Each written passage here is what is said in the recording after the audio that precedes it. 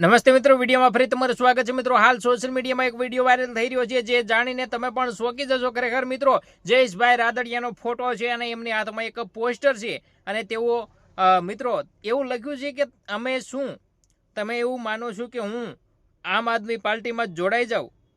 ત્યારે મિત્રો આ પોસ્ટર વિશે વાત કરીએ તો ખુદ જયેશભાઈ રાદડિયાએ નથી મૂકેલું, બીજા વ્યક્તિએ મૂકેલું છે, પરંતુ એમાં જે કમેન્ટો આવી રહી છે એ ચર્ચાને પાત્ર થઈ ચૂકી છે અને ખૂબ જ ચર્ચા થઈ રહી છે, કારણ કે કમેન્ટને ઢગલા છે અને કમેન્ટ તમે વાંચશો તો હા વેલકમ છે તમારું અને હા આવી જાઓ અને ભાજપ છોડી દો, આવી જ કમેન્ટો જોવા મળી રહી છે। પરંતુ શું જયેશભાઈ રાદડિયા એવું વિચારે છે?